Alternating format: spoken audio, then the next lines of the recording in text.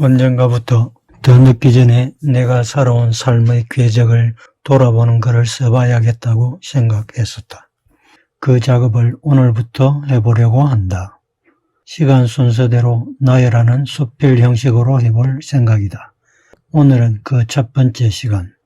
인생살이는 좋을 때도 있고 어려울 때도 있다. 그러면서 사람들은 굽이굽이 인생의 굴곡을 맞이하게 된다. 그리고 자신이 산 인생의 최정점의 시기를 흔히 나의 전성시대라고 얘기한다. 그런 면에서 인생의 전성시대는 속된 말로 태어나서 가장 잘 나갔던 시절이나 가장 행복한 시절이었다고도 할 수 있을 것이다. 그렇게 보면 나의 전성시대는 아무래도 중학교 3년 동안의 시간이 아니었나 싶다. 아버지와 어머니, 형님, 누님이 모두 온전히 생존해 있어 가족의 따뜻한 정을 느낄 수 있었기 때문이고, 또 중학교에 입학한 후 갑자기 뛰어오른 내 학업 성적 때문이었다. 초등학교 시절의 내 학업 성적은 언급할 필요도 없이 엉망이었다. 8살 전부터 서무맞이기 소작 농사를 아버지, 어머니와 형님 둘, 그리고 나 이렇게 다섯이서 지었어야 했으니 농사철에는 일을 했고, 농사철이 아니어도 소꼴배기, 소먹이기, 소죽거리기 등을 해야 했고, 틈틈이 쉬는 시간이 생기면 동네 친구들과 칼싸움, 총싸움, 알쏘기와 새총쏘기, 딱지치기, 구슬치기, 산에서 동굴 파고 놀기, 논뚝 높은 곳에서 뛰어내리기 등등 온갖 놀이에 정신이 팔렸고, 밤에는 동네 만화가게에서 빌려온 큰 형님의 만화책 보기에 시간을 모두 보내었으니 그럴 수밖에 없었다. 그 무엇보다도 이런 것들 외에는 공부 자체에 아예 관심이 없었던 듯 싶었다. 만화책을 좋아했던 큰형님 덕분에 읍내 만화방의 만화란 만화는 거의 빠짐없이 본 것이 훗날 나의 상상력과 사물에 대한 이해력을 키워주는 자양분이 되었던 것 같다. 아톰, 이건철 씨가 그린 깍진 얼굴의 이국적인 풍모를 가진 그림 속 인물들은 지금도 기억에 생생하다. 그 중에서 황금충이란 만화는 중국 당나라 시절의 관복을 입은 사람들이 나오는 만화였는데, 글이 빽빽하게 쓰여져 읽을 게 많아서 좋았던 기억이 난다. 읍내의 만화책방을 빠짐없이 모두 훑어서 보았으니 아마도 몇천 권의 만화책을 읽었을 것이다. 그런데 학년이 올라갈수록 그림보다는 글이 많은 만화가 더 좋아졌다. 오래 볼 수 있어서 좋았고, 총을 탕 하고 쏘고 억 하고 맞은 뒤 쓰러지는 식의 만화책보다는 글이 많을수록 사건의 발단과 전개, 위기, 절정, 결말의 내용이 충분히 설명되는 것이 좋았기 때문이었다. 그런데 참으로 이상한 일이었다. 그렇게 재미있던 만화책이 중학교를 진학하고 나서부터는 단번에 흥미를 잃어버린 것이었다. 요즘은 성인들도 만화책을 많이 본다고 하지만 나는 그때 이후 만평 외에는 만화책을 본 적이 거의 없다. 대신 그림 없이 글만 빽빽히 쓰여진 소설에 흥미를 가지게 되어 그 이후로 많은 소설책을 보았다. 70년대만 해도 책이 있는 집은 드물었고, 있어도 책장에 주로 장식용으로 꽂혀 있었기에 빌려달라고 말 꺼내기가 쉽지 않았다. 그래서 나는 친구 집이나 이웃집을 방문할 때마다 장식물로 꽂혀있는 전집들을 무작정 빌려 읽었다. 그때 읽은 책들이 벙어리 삼룡이, 백지하다다, 운수 좋은 날, 표본실의 청개구리 등 한국 단편 문학집과 이광수의 유정, 무정, 시문의 상록수 등의 장편 소설이었다. 이상의 날개도 읽었지만 무슨 뜻인지 알 수는 없었다. 그래도 읽었다. 그리고 링컨, 러셀, 나이팅게일, 헬렌 켈러, 퀴리 부인 등의 위인 전집과 서양 문학인 도스토예프스키의 죄와 벌, 카라마조퍼가의 형제들, 토마스 만의 마의 산, 중국 고전 문학이자 4대 기서인 삼국지, 수호지, 서유기, 건병매와 일본의 대망과 그 외 일본 기업 소설을 읽었었는데 그 내용이 상당히 야했다. 그리고 대하소설인 강복 20년, 토지 등등 보이는 책이란 책은 쪽쪽 다 읽었다. 그리고 무협지에까지 손을 대기 시작했다. 하지만 무협지는 그 내용이 너무 천편일률적이고 재밌는 책도 그리 많지 않아 곧 취미를 잃어버리고 말았다.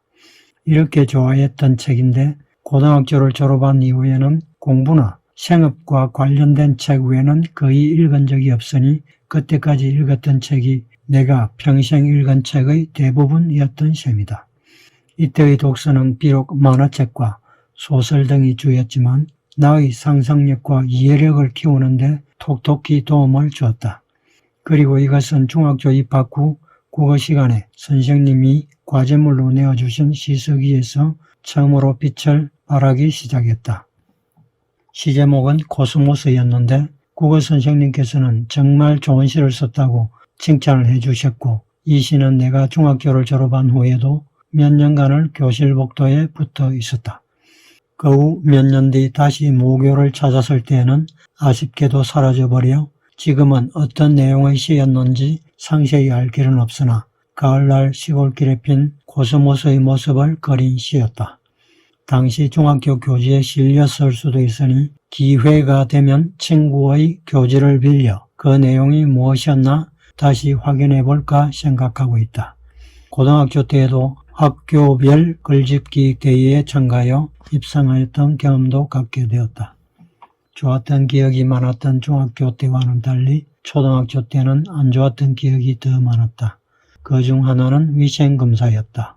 목욕탕을 중3 때 지금은 가수인 친구와 같이 간 게 처음이었으니 말해서 못할까. 여름 한때를 제외하고는 가을의 농사일과 겨울의 친구들과의 칼싸움 놀이로 늘 손톱에는 때가 끼어 있었고 손등은 거북등처럼 쩍쩍 갈라져 피가 나오고 있었으니 어쩌면 당연한 일이었다. 자연히 용모검사 시간에는 늘 선생님의 지적 대상이었다. 때를 벗기기 위해 매끈한 돌로 손등을 밀기도 했지만 내 손등은 늘 터고 갈라져 있었고 피가 났다. 이런 초등학교 시절이었으니 공부는 선생님의 말씀 몇 마디 듣는 게 전부였다. 그것도 한쪽 귀로 듣고 한쪽 귀로 흘리는 형편이었으니 공부에 관심이 없었다고 보는 게 맞는 것이었다.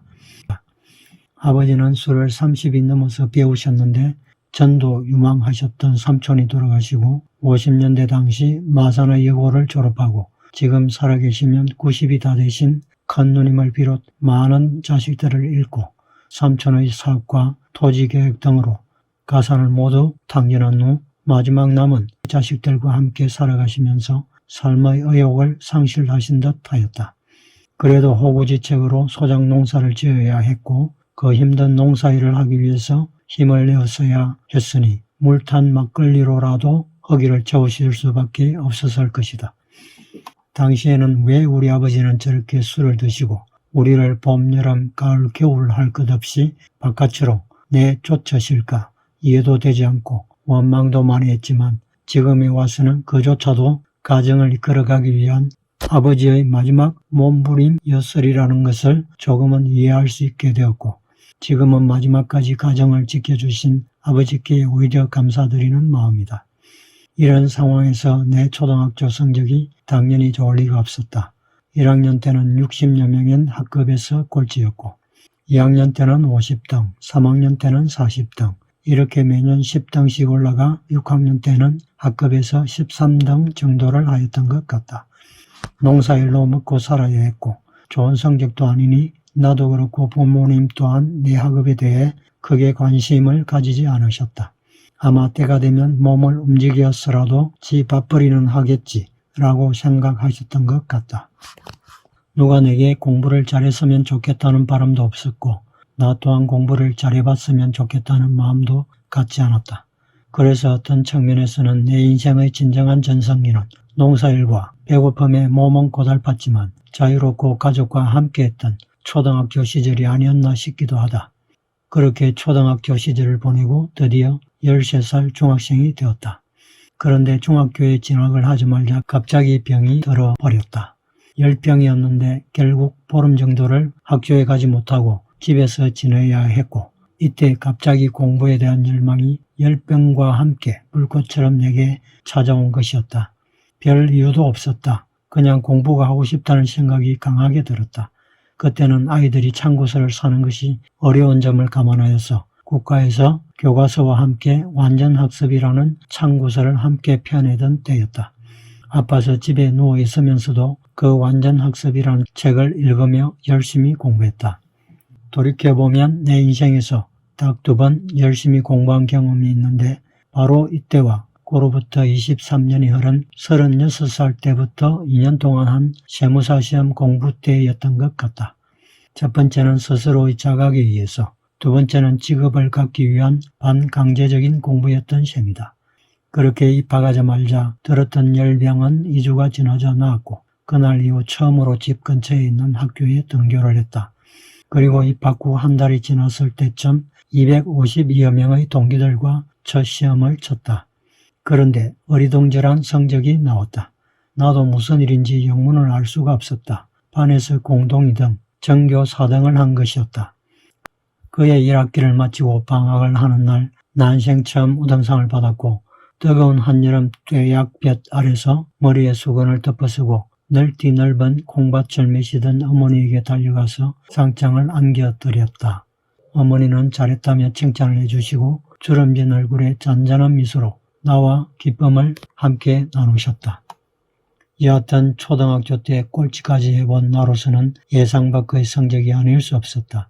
초등학교 때와는 달리 성적이 좋다 보니 학교 생활도 즐거웠고 새로운 친구들도 생겼다. 그러다 보니 열병을 앓던 때의 공부에 대한 열정은 다시 사라지고 친구들과 어울려 지내는 일에 더 마음이 가게 되고 말았다. 그런데 공부란 게 이상한 것이어서 한번 올라간 성적은 시험 치기 전 2 내지 3일 정도 벼락 공부만 하는데도 그리 떨어지지는 않았다. 그때부터는 다시 초등학교 때처럼 수업 시간에 듣는 공부가 거의 전부였다. 하지만 이번에는 열중하여 듣는 것이 달랐다. 한문 시간에는 선생님께서 조문도 석사가라는 한자를 써놓고 해석할 수 있는 사람이라고 하시면 아침에 도를 들으면 저녁에 죽어도 좋다라고 답을 하거나 지리 선생님이 우리나라 전도를 펼쳐놓으시고 압록강이 아래에서 위로 흐르는데 그 이유를 아는 사람이라는 넌센스 같은 질문에는 압록강은 지구의 일부로 그림은 위아래로 보이지만 사실은 땅과 같이 평평하기 때문에 높은 지대에서 아래로 흐르기 때문입니다. 라는 답으로 선생님의 미소를 자아내게도 하였다. 하지만 학교 생활이 늘 즐겁기만 한 것은 아니었다. 단체 기합이 그것이었는데 한 사람이 잘못하면 단체로 기합을 받는 것이었다. 중학교 1학년 때 교율 담당 선생님은 3학년 때 담임이셨던 체육 선생님이셨다. 학교의 관사에 사셨는데 체육 선생님답게 키가 크시고 잘생긴 미남이셨다.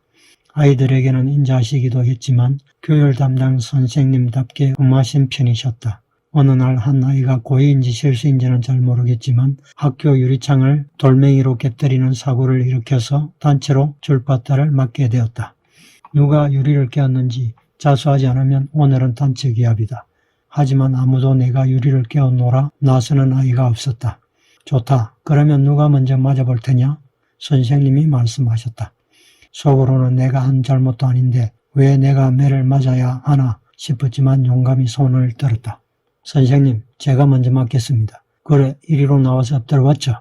막 매를 들기 시작한 선생님의 매에는 엄청 힘이 실려 있었고 내 엉덩이에 불이 난 것은 뻔한 일이었다. 그 이후 아이들 몇과 체육 선생님 집에 놀러 갔었던 일은 지금까지 남은 그 시절의 소중한 추억 중의 하나이다. 그해 가을, 이때 사귀었던 친구의 어머니께서 친구와 나를 데리고 밀양 표충사로 소풍을 가주셨다. 난생 처음 고향을 떠나가보는 여행이었다. 동네에서는 공부 잘한다는 얘기가 퍼져나가고 스타가 되었다. 선생님들도 초등학교 때와는 달리 잘 대해주셨다. 당시만 해도 월요일마다 아침 조례를 운동장에서 모여서 했다. 연단에는 주로 교장 선생님과 교감 선생님이 훈시나 상장을 수여하고 선생님들은 의자에 앉으시거나 서시고 아이들은 반별로 줄을 서서 조례를 했다. 초등학교 때는 한 번도 나가보지 못한 연단에 중학생이 되면서 연단에도 나가 상을 받았다. 한 가지 아쉬운 것은 중학교는 남녀공학이 아니어서 초등학교 동창 여학생들은 지금도 여전히 지질했던 초등학교 시절의 모습으로 나를 기억한다는 것이다. 하지만 이것은 농담의 말이고 초등학교 시절 또한 내게는 소중한 시간들임에 경중이 있을 수 없는 일이다. 그렇게 가을이 오고 내 인생의 전환기였던 즐겁고도 찬란했던 중학교 1학년 시절이 지났다. 하지만 집에 돌아가면 농사일은 여전했다. 겨울에는 보리밭을 밟고 초여름에는 보리를 베고 도리깨질을 하고 여름에는 밭을 메고 논을 메고 다시 가을이 왔다. 초여름 벼를 심을 때는 다리에 거머리가 서너 마리가 한꺼번에 달라붙어 피를 빨기도 했다. 그러면 그 거머리를 잡아 풀줄기로 거꾸로 밀어올리면 안팎이 바뀌어 거머리가 말라가는 모습을 보는 것은 지금 생각하면 악취미였지만 그때만 해도 농사일을 하던 중 즐기던 하나의 놀이였다. 초여름 보리를 수확할 때는 주로 도리깨질을 하지만 가을이 되어 벼를 수확할 때는 탈곡기로 했으므로 도리깨질은 하지 않아도 되었다. 하지만 가을이 되어 볕단을 나르고 타작을 하면서 날아오는 벼의 수염도 엄청 깔끄러웠다. 그래도 지주가 끊어준 쇠기름과 사태살로 끓인 소고기국을 먹을 수 있어서 좋았다. 그리고 1학년 2학기 때는 역사 선생님이 새로 부임을 해오셨다. 나에게는 평생 잊지 못할 은사이신 선생님이셨는데 키가 크시고 선한 놀이 부리부리한 밝고 멋진 선생님이셨다. 아마 선생님이 발령받으시고 처음 우리 학교로 오신 것이 아닐까 싶었지만 알 수는 없었다. 그리고 담임 선생님도 아니셨다. 그냥 선생님이 좋았고 선생님도 나를 특별히 아껴주셨다. 나도 젊고 잘생긴 선생님이 이유 없이 좋았다. 선생님은 그때 벌써 내 키가 많이 자라지 않을 것이라는 것을 아신 듯하였다. 그래서 사람은 키가 커서 남을 압도하기도 하지만 눈빛으로 남을 압도할 수도 있다면서 나를 빗대어 말씀해 주셨다. 돌이켜보면 좀 더 열심히 공부하고 노력해서 선생님의 그런 기대에 부응하지 못한 점 너무 죄송할 뿐이다. 선생님에 대해서는 성함과 어디에 어느 동네에 사셨다는 것과 고등학교 선배님이라는 것과 병원으로 돌아가셨다는 것 외에는 지금 아는 게 없다. 그것도 대학을 졸업하고 난 한참 후의 일이니 나도 참 정신이 없었던 것인지 무심한 것이었던지 지금 생각해도 잘 알 수가 없다. 내게는 삶의 첫 번째 전환기라고 할 수 있는 중학교 1학년의 시절이 그렇게 지나갔다. 농사일이 끝난 겨울방학 동안에는 여전히 소설책과 무협지를 가까이 하며 시간을 보내다 친구 집을 떠나들며 시간을 보냈다. 중학생이 되면서 처음 가졌던 공부에 대한 열의는 많이 사그라들고 있었다. 다시 봄이 되고 개학을 하고 중학교 2학년이 되었다. 학교 대표로 글짓기 대회도 나가고 고전 읽기 시합도 나가고 웅변대회도 나갔다. 이때까지도 농사일은 여전했다. 그러던 어느 날 오후 체육시간이었다. 어머님이 쓰러지셨으니 빨리 집으로 가보라는 전언이었다. 무슨 일인가 싶어 정신없이 집으로 가보니 어머니는 방에 누워 계셨고 용하다는 침쟁이 할아버지가 어머니의 인중과 이마, 손가락 끝, 발가락까지 바늘로 따고 억지로 눌러짰지만 영양실조로 메마르신 어머니의 몸에서는 한 방울 피조차 나오지 않았다. 집에서 기른 콩나물을 장에 내다 파는 것은 어머니의 부업 중 하나였다. 그 콩나물을 팔려고 장에 가셨다 뇌출혈로 쓰러지신 것이었다. 그렇게 쓰러지신 어머니는 자리에 누우신 지 3일 만에 세상을 떠셨다. 어머니는 집에서 훤히 보이는 남산의 꼭대기에 있는 선산에 모셨다. 어머님이 돌아가시고 진정의 친척이 운영하던 양장점에 일하던 고운 누님이 10여 년 만에 집으로 돌아왔다. 마침 양장점 일도 잘 안 되어 문을 닫아야 할 형편인 탓도 있었다. 그 집도 그 시대의 아버지가 흔히 그랬듯 아저씨의 술버릇이 문제였다. 어머님이 돌아가시고 난 후 여전히 술에 빠져 사시는 아버지와 작은 형님 그리고 나만 지낼 때였으니 어린 때의 기억만 조금 남아있는 누님이 돌아가신 어머니 대신 다시 돌아와 얼마나 좋았던지 몰랐다. 누님이 너무 좋은 나머지 누님을 귀찮게 하고 힘들게 하다 혼이 난 기억이 난다. 누님의 입장에서는 집이라고 객지에서 돌아왔는데 술에 빠져 사시는 아버지와 아직 고등학생이었던 형님 그리고 나 이렇게 남자들만 있는 집에 갑자기 혼자 뚝 떨어져 산다는 게 많이 힘들었을 텐데 나까지 힘들게 했으니 누님이 그럴 만도 했다는 생각을 한다. 그렇게 금방 하늘에서 뚝 떨어진 듯한 누님과는 그리 오랜 시간을 함께하지 못했다. 몇 달 후 누님이 시집을 간 때문이었다. 어느 날 훗날의 매형이 되신 한 아저씨가 우리 집을 찾아왔다. 물론 누님이 결혼을 하기 전의 얘기다. 얘야 누님 집에 계시니? 내가 중3 때이니 처남이라고 하기도 그렇고 매형은 그렇게 물을 수밖에 없었을 것이다. 그때 웬일인지 나는 퉁명스럽게 말했다. 없어요. 그게 매형과의 첫 대면이었다. 대학을 졸업하고 서울에서 10년간을 지냈을 때는 몇 년간 신세를 지기도 했었던 매형이었다. 그때 우리 집 형편이란 말할 것도 없었다. 매형은 아무것도 필요 없으니 누님을 데려가겠다고 했다. 그때 적극적으로 매형의 입장에서 결혼을 추진한 사람이 그때 고3이었던 작은 형님이었다. 그래서 그런지 매형은 작은 형님을 아주 좋아했다. 그렇게 만난 지 몇 달 만에 누님은 서울로 시집을 가고 말았다. 그때의 짧은 만남 이후 매형은 50여 년가량의 세월을 누님과 해로하다 올해 초에 갑자기 쓰러지셔서 며칠 만에 돌아가셨다. 그렇게 누님은 내게는 늘 손님이었다.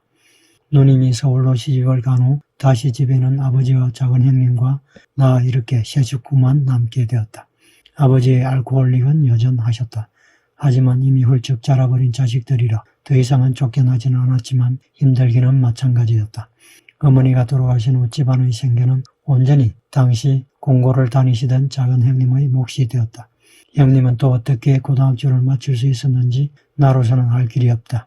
그때까지는 아마 우리 형제 서로가 각자의 문제는 각자가 해결했던 것 같다. 작은 형님은 대단하신 분이다. 중학교 1학년까지만 해도 작은 형님은 반에서 세 손가락 안에 들 정도로 키가 컸었다. 하지만 그때 이후 키가 더 이상은 자라지 않아 성인이 된 때의 키가 바로 중1 때의 키였다. 그만큼 작은 형님은 육체도 마음도 조숙한 편이었다. 작은 형님과 나는 큰 형님이 초등학교를 마치고 부산에서 공장을 운영하는 친척 집으로 가기 전 집에서 같이 있을 때만 해도 별로 사이가 좋지 않았다. 큰 형님은 철저히 내 편이었고 작은 형님은 나를 싫어해 작은 형님에게 맞기도 많이 맞았다. 그러다가 큰 형님이 부산으로 떠난 후부터는 작은 형님은 나를 많이 아껴주었다. 어머님이 돌아가시고 작은 형님이 공고를 졸업하고 마산의 코리아 타코마를 입사하기 전까지의 1년간 우리 집 살림이 어떻게 꾸려졌는지는 아직도 내게는 미스터리다. 형님은 이웃집 아저씨의 묘목 키우기를 보고 자신이 직접 오동나무 묘목을 키우면서 돈을 벌기도 했다. 오동나무 씨앗은 마치 작은 나비의 날개처럼 생겼는데 그 작은 씨앗에서 저렇게 큰 나무가 싹이 트고 자라는 것이 신기할 정도였다. 그런 형님은 언제나 내게는 큰 울타리 같은 존재였다. 형님과 나를 비교해 생각해보면 형님은 지식 하나를 10배로 활용하는 능력을 가지고 나는 10개의 지식을 하나도 발휘할 줄 모른다는 생각을 하곤 했다. 그런 형님이 사고로 내 곁을 떠나신 지도 벌써 20년이 넘었다. 이제 조카들이 모두 다 자라 공무원 생활을 하고 있으니 혼자의 몸으로 아이들을 키우신 형수님의 공이 눈물겹기만 하다. 어머님이 돌아가신 후 당장 중학교 2학년 2학기 때는 작은 형님도 학교를 다니던 때라 당장 육성회비를 낼 수가 없게 되었다. 역사 선생님을 찾아갔다. 선생님, 이제 학교를 그만두어야 할 것 같습니다. 왜 그러지? 선생님이 물으셨다. 도저히 회비를 낼 수가 없습니다. 당시에 나는 아무 생각 없이 아마도 마지막 인사를 드리러 가야겠다고 생각했던 것 같다. 지금이야 중학교도 의무교육이지만 그때만 해도 국민학교를 졸업하고 중학교에 지나가지 못한 사람이 많았다. 그러니 형편이 안 되면 중학교 중퇴도 당연한 일이었다. 그러자 선생님께서는 학교 회비는 염려 말고 계속 학교를 다니도록 하렴이라고 말씀하셨다. 그리고 선생님께서 그 후 몇 차례 육성회비를 내주셨다. 박봉의 월급을 제자를 위해 쪼개주신 선생님의 은혜를 어떻게 갚아야 할지. 그해 가을 선생님은 선생님의 애인과 만나는 자리에 난생 처음 버스를 타고 마산으로 나를 데리고 가셨는데 그곳이 바로 당시 마산 최고의 제과점이었던 창동의 고려당이었다. 세월이 무수히 흐른 지금도 따뜻하고 고소했던 방맛과 선생님의 밝은 모습을 잊을 수가 없다. 그날 이후 선생님은 선생님대로 학교를 옮기시면서 소식을 듣지 못하게 되었고 나도 마산에서 학교를 다니고 다시 대학을 가고 객지생활을 하면서 선생님과의 교류는 완전히 끊어지고 선생님을 찾아보려고 했을 때는 이미 세상을 떠나셨다는 소식만을 들었다. 선생님과의 인연은 직접 듣지는 못했지만 그 이후 지금까지 살아오면서 항상 올바른 길을 걸으며 살아야 한다는 선생님의 유언으로 남은 것 같다. 베풀어 주신 은혜를 하나도 갚지 못했는데 빨리 찾아뵙지 못한 것이 한탄스러울 뿐이었다. 3학년 때의 담임 선생님은 체육 선생님이셨다. 선생님도 나에게 잘 대해주시고 여러 가지로 도움을 많이 주셨다. 내게는 또 다른 은사이신 셈이다. 2학기가 되자 작은 형님이 3학년 졸업반이 되고 코리아 타코마에 취직이 되었다. 3학년 2학기가 되고 고등학교를 지나가기 위해 학교를 정해야 했다. 형님은 형편을 생각해서 장학생으로 상고를 가는 것이 좋겠다고 했으나 나는 인문계인 마상고를 갈 거라고 고집을 부렸다. 형님은 내 고집에 결국 동의를 해주었다. 그리고 그 해가 끝나갈 무렵 고등학교 입학시험인 연합고사를 보았다. 나는 그 시험에서 200점 만점에 190점을 맞췄다. 하지만 당장 고등학교 입학금이 문제였다. 그때 아는 지인들께서 십시일반 회비를 만들어주면서 이 소식이 방송국에 알려져 공부 잘하는 학생이 주위 분들의 도움을 받아 명문고인 마산고등학교를 지나갈 수 있게 되었다며 난생 처음 방송을 타기도 했다. 그리고 우리 집 사정을 잘 알고 있던 대령계급으로 같은 동네에 살고 있던 이웃의 소개로 초등학교 4학년 아이가 있는 마산 어시장 근처의 한 집에 입주가정교사로 가게 되었다. 이렇게 해서 어려웠지만 나름 빛났던 나의 전성기 중학교 시절이 지나고 있었다. 다시 나의 고등학교 시절은 마산에서 계속 이어진다. 고향과 어머니에 관해 쓴 글이 있다. 제목 어머니. DDT 허영가루가 사람들의 깎아준 머리에 투하되면서 더 이상은 버틸 수 없던 석회 빈대가 보릿고개 너머로 철수하고 남산 아래 들녘 한쪽에서 마을의 콜레라, 홍역, 천연두를 지푸라기 거적대기로 가리고 있던 병막에는 언젠가부터 풍채 좋고 잘생긴 근로보국대 출신일 듯한 노총각의 옷들이 항복을 알리는 백기처럼 빨랫줄에 내걸리고 있었다. 독새풀 잎 위로 겨울 햇살이 금방이라도 푸르게 미끄러져 병막의 방문 안으로 빨려 들어갈 것 같이 위태로웠던 병막으로 가는 좁은 논뚝길에는 알록달록한 무당개구리가 헤엄을 치는 일급수 옹달샘이 있었다. 팻말에는 묵는 물이니 손이나 발을 씻지 마시오. 병막의 주인 백이라고 적혀 있었다. 아마 그 노총각은 옹달샘물을 소주로 병막을 독한 소주병을 막아놓은 병마개와 같은 글자라 여겼던 모양이었다. 들판에는 겨울이 오고 있었다. 강아지만한 아이가 저녁답 종일 풀을 떠던 소를 몰고 쌀이때 울타리 집으로 돌아올 점 전봇대만큼이나 길어진 그림자가 지탱하고 있던 위태로운 집 굴뚝에서 나오는 희뿌연연기는 흰살 하늘 없이 액을 삼킨 보리를 2번 곱살마 먹는 보리밥처럼 풀기가 없었다. 얼어붙은 가난을 녹이기 위해 창백한 청솔가지가 푸른 불꽃을 피우면 매캐하고 희뿌연 연기가 구멍난 내장에서 흘러나오는 우물처럼 고들장의 틈을 뚫고 방 안에 가득 찼고 천정에는 시꺼먼 먼지 고드름이 자꾸만 커져가고 있었다. 들기름 먹은 아래목 돌가루 종이 장판은 검은 복막염처럼 온방으로 전이되고 따뜻한 온기에 간지러워진 석회가 난닝구 바느질 틈 사이에서 온몸을 뒤척이고 있었다. 좋았던 시절의 큰 뒤죽바닥은 밥 달라고 아우성치는 아이의 보채는 소리로 10년처럼 깊고 어둡게 긁혀 생채기가 나고 그런 날이면 아이는 무 꽁보리밥을 먹었고 겨울밤은 대책 없이 길기만 했다. 어두운 긴 밤이 지나면 물자가 바닥난 전장처럼 희망없는 새벽이 외떨어진 초가를 덮쳐왔다.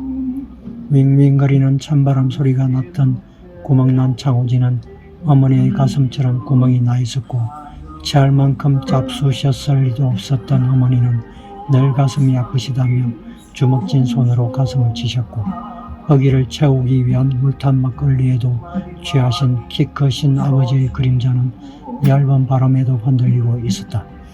소마구간과 같은 지붕의 아래인 부엌바닥에는 늘 소의 배설물이 흐르고 있었고 마당에는 한 지붕 아래의 화장실에서 서며 나온 빗물이 조금씩 고여 있었다. 6 식구들이 입에 풀칠할 소작 서무마지기 노는 취한 아버지와 솜처럼 약한 어머니와 굶주린 어린 자식들이 농사를 짓기에는 바다처럼 넓었고 별이 지기 전 집을 나서고 별이 뜬 후에야 할당량을 다 못 채운 죄인처럼 어둠과 함께 숨어들게 하였다.